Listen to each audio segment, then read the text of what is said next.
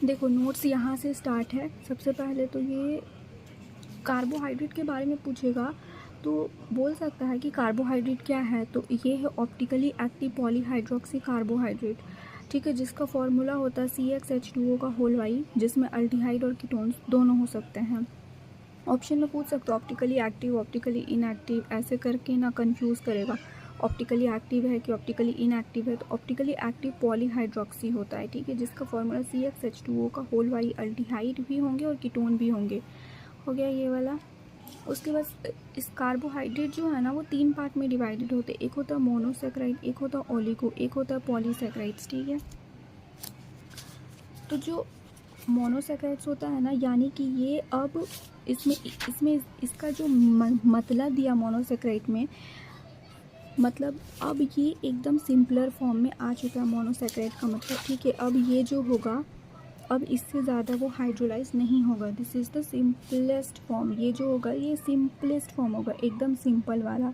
और ओलिगो में जो होगा इसमें 2 से 10 का होता है, 2 से 10 तक, ठीक है। Carbohydrate the yield 2 to 10 monosaccharide unit on hydrolysis.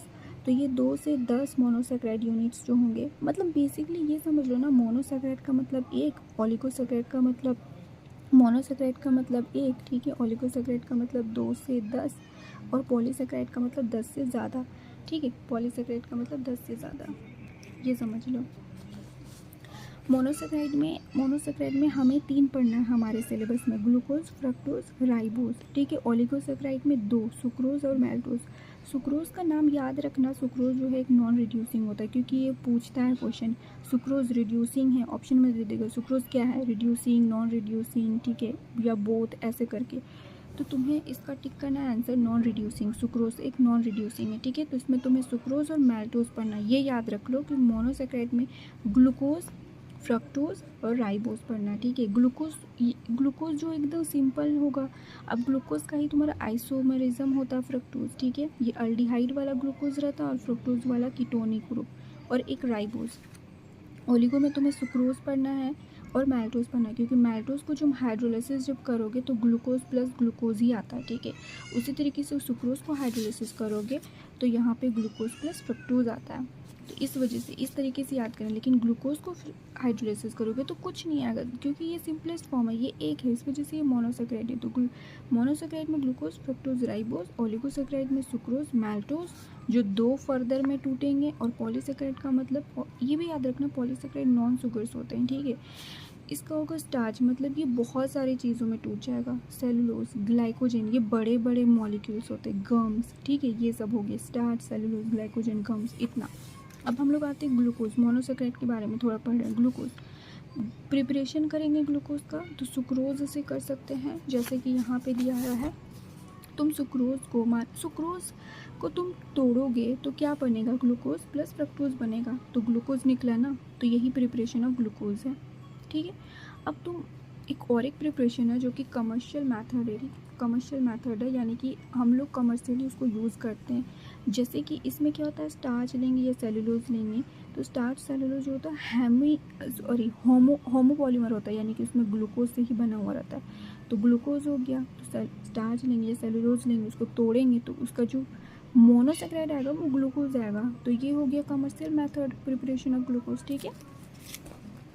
अब ग्लूकोज को याद रखना ना, ये एल्डोहेक्सोज होता है। ग्लूकोज में जो होता है ना अल्डिहाइडिक ग्रुप होता है, और फ्रक्टोज में जो होता है ना कीटोनिक ग्रुप होता है, ये चीज़ याद रखना, ठीक है।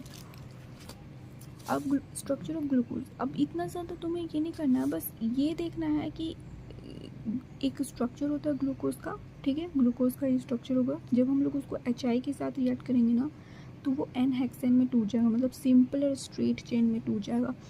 तो मतलब मान लेते हैं कि एक टेस्ट ट्यूब है, उसमें हम लोगों ने ग्लूकोज का सॉल्यूशन डाल दिया, ठीक है। अब उसमें हम लोग HI डाल रहे हैं, तो वो जो है ना, ये जो ग्लूकोज जो भी होगा ये पूरा सिंपल स्ट्रेट चेन में टूट जाएगा, ठीक है। तो इससे हम लोगों को क्या पता चलता है कि ये जो ग्लूकोज जो है ना, मतलब वो स्ट्रेट चेन है, N हेक्सेन में ही टूट जाएगा। तो समझ ये मत पता चल जाएगा कि ग्लूकोज जो है ये स्ट्रेट चेन है, ठीक है। उसी तरीके से ग्लूकोज है, ठीक है। इसको हम लोग NH2OH में डालें, मतलब NH2OH उसमें डालेंगे, उस टेस्ट ट्यूब में NH2OH डालेंगे, तो इसमें से तुम्हें ये पता चलेगा कि इसमें CO कार्बोनाइल ग्रुप है, यानी कि कार्बोनाइल ग्रुप तुम्हारा कोई भी ग्रुप हो सकता है, ठीक है, या CHO या फिर CO, मतलब अल्डिहाइडिक या फिर अल्डिहाइडिक, ठीक है। देखो अल्डिहाइडिक या फिर कीटोनिक, ठीक है। उसी तरीके से HCl डालेंगे तो इसमें भी CO ग्रुप को ही दर्शाएगा कि CO ग्रुप ही है, ठीक है। उसके बाद तुम्हारा Br2 वाटर डालेंगे तो ये जो होता है एक ऑक्सीडाइजिंग एजेंट होता है, और ग्लूकोज में क्या होता है CHO होता है, तो ऑक्सीडाइजिंग एजेंट है, तो ऑक्सीडाइजिंग एजेंट क्या कर देगा, ये COOH में कन्वर्ट कर देगा, यानी कार्बोक्सिलिक एसिड में ये कन्वर्ट कर देगा, है ना। तो ये Br2 वाटर से ये पता चलेगा कि इसमें CH2 है, ठीक है, CHO ग्रुप है, CHO ग्रुप है, ठीक है। अब उसी तरीके से एसिटिक एनहाइड्राइड डालेंगे ना तो ये कुछ ऐसा हो जाएगा, मतलब कि बेसिकली ये एसिटिक एनहाइड्राइड डालने से पता चलेगा कि इसमें 5 OH ग्रुप प्रेजेंट थे। ये चीज़ डालना है, बस ज़्यादा नहीं है कुछ, बस तुम्हें समझ जाना है कि मान लो कि टेस्ट ट्यूब है, इसमें हम लोगों ने ग्लूकोज डाला है, ठीक है, इसमें हम लोगों ने क्या डाला है, ग्लूकोज डाला है। ग्लूकोज है ऑलरेडी पहले से, अब इसमें हम लोग HI डालेंगे तो ये जो है ना, ये जो ग्लूकोज जो भी ऐसे ऐसे होंगे तो ये स्ट्रेट एन हेक्सेन में टूट जाएगा, ये दर्शाएगा कि ये जो ग्लूकोज जो रहा होगा ये स्ट्रेट चेन है, ठीक है।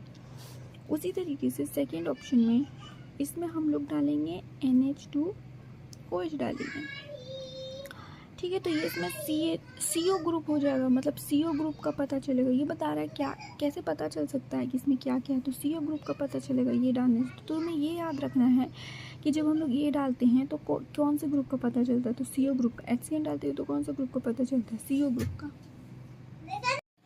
तो बस तुमको ना ये याद रखना है कि ग्लूकोज में कौन सा HI डालने से क्या होता है, स्ट्रेट चेन का वो शो करता है, NH2OH डालने से क्या होता है, तो ये सब याद कर लेना है कि ये सब डालने से कौन से ग्रुप का शो करता है, ठीक है। इस यहाँ पे एसिटिक एनहाइड्राइड डालने से तुम्हारा 5OH ग्रुप शो होता है, ये सब बता देना, ठीक है। अब तुम्हारा साइक्लिक स्ट्रक्चर ऑफ ग्लूकोज, तो इसमें शॉर्ट नोट है, इस वजह से मैं पूरा नहीं बता रही हूँ। तो साइक्लिक स्ट्रक्चर ऑफ ग्लूकोज बस इतना जान लेना कि इसमें 2 होते हैं, एक होता है अल्फा D प्लस ग्लूकोज, एक होता है बीटा D प्लस ग्लूकोज, ठीक है। और एक पायरन स्ट्रक्चर भी होता है जिसमें अल्फा D प्लस ग्लूकोपायरानॉस बोलते हैं, बीटा D प्लस ग्लूकोपायरानॉस बोलते हैं।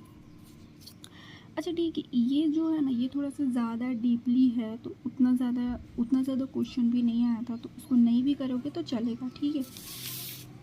अब आते फ्रक्टोज के स्ट्रक्चर में, एक बार मैं बताई थी कि फ्रक्टोज का स्ट्रक्चर ना एक बार मैं बताई होंगी तुम्हें, ठीक है। जैसे ग्लूकोज का स्ट्रक्चर मैं बताई थी कि 6 होता है, ठीक है, 3 2 5 6, ठीक है। तो यहाँ पे तुम्हारा जो हो जाता है वो होता है CH2OH हो जाता है, और यहाँ पे CHO हो जाता है, ठीक है। और यहाँ पे HO हो जाता है, यहाँ पे HO हो जाता है, 1 2 3 यहाँ पे, ठीक है। और यहाँ पे OH हो जाता है तीसरे नंबर पे, मतलब 1 2 3 तीसरे नंबर पे, यहाँ से गिनते 1 2 3 तीसरे नंबर पे OH हो जाता है, या फिर ऐसे भी गिन सकते हो 1 2 3 4, तो 4 नंबर पे OH यहाँ पे OH आ जाता है, ठीक है। और ये HOH, तो ये जो हो गया तुम्हारा, ये जो हो गया ना ये तुम्हारा ग्लूकोज का स्ट्रक्चर होगा, ठीक है, ये ग्लूकोज का स्ट्रक्चर होगा। फ्रक्टोज में क्या होगा, सेम होगा, बस यहाँ पे जो होगा ना, यहाँ पे ये वाला जो होगा ये CO ग्रुप हो जाएगा, ठीक है, यानी कि वहाँ पे कीटोनिक ग्रुप आ जाएगा फ्रक्टोज में। बस वही चीज़ जानना, जैसे कि यहाँ पे तुम देखो, यहाँ पे CO ग्रुप आ गया, ऊपर में भी CH2OH हो गया, नीचे में भी CH2OH, और ये कीटोनिक ग्रुप आ गया, ठीक है। 1 2 3 4 में भी OH है, सेम एज इट इज़ यहाँ पे जैसा था वैसे यहाँ पे भी है, ठीक है। बस इसमें 2 तरह के स्ट्रक्चर होते हैं। फ्रक्टोज वाला में फ्रक्टोफ्यूरानोस, फ्यूरान होता है, F से फ्रक्टोज, F से फ्यूरान। ग्लूकोज में पायरन का होता है, बस ये चीज़ जानना। जिसमें बीटा D माइनस, इसमें था तुम्हारा अल्फा D प्लस, ठीक है, alpha D plus plus plus, यहाँ पे अल्फा D माइनस होगा, बीटा D माइनस फ्रक्टोफ्यूरानोस, बस ये चीज़। उतना ज़्यादा ये सब याद करने की ज़रूरत नहीं है, जो याद हो रहा है वो याद कर लो, ठीक है।